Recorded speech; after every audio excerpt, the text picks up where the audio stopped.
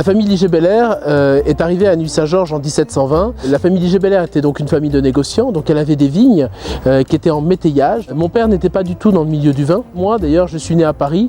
Je suis pas né à Nuits-Saint-Georges. Je suis pas vraiment un enfant du pays comme on peut le dire.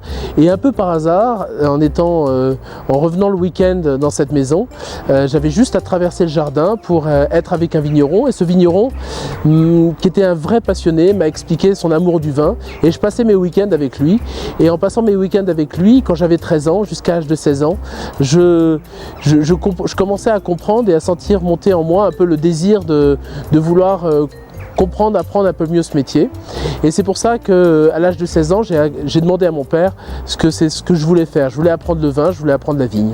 Donc j'ai fait mon premier millésime en 2002 et aujourd'hui le domaine récolte environ 16 hectares de vignes sur la côte de Nuits et la côte de Beaune.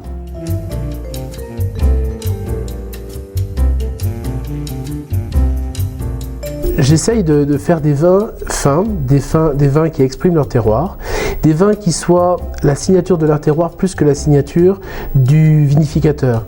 J'aime bien dire que j'essaye d'être derrière l'étiquette et pas devant. Et je fais pas les vins pour un goût mondial. Je fais les vins pour pouvoir ouvrir la bouteille et me dire j'ai du plaisir à les boire. Et donc 2014, aujourd'hui, Nuits-Saint-Georges, premier cru, les Saint-Georges 2014.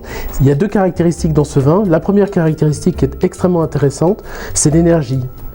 L'énergie d'un vin, c'est quelque chose qu'on ne peut absolument pas quantifier, c'est quelque chose qu'on ne peut pas analyser, c'est quelque chose qu'on peut ressentir. Le goût est quelque chose, la saveur en est tout autre chose.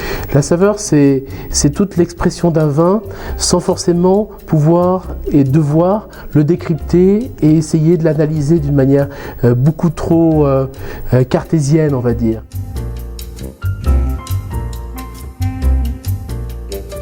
Nous sommes sur le terroir emblématique du domaine puisque c'est Nuits-Saint-Georges, premier cru, les Saint-Georges. C'est un terroir qui mérite et qui a souvent et toujours d'ailleurs depuis quasiment 150 ans été reconnu comme étant de la même qualité et capacité à produire des vins du niveau de grand cru. On dit que c'est un terroir qui donne des vins de garde, c'est des vins riches, denses. Si on peut les mettre en cave au moins 10 ans, ça n'en sera que mieux. La majeure partie de la réussite d'un grand vin, elle se fait sur ces terroirs et surtout en prenant soin de nos sols qui sont si importants. Si un sol n'est pas vivant, il ne pourra absolument pas exprimer le caractère de ce sol et donc ce terroir bourguignon.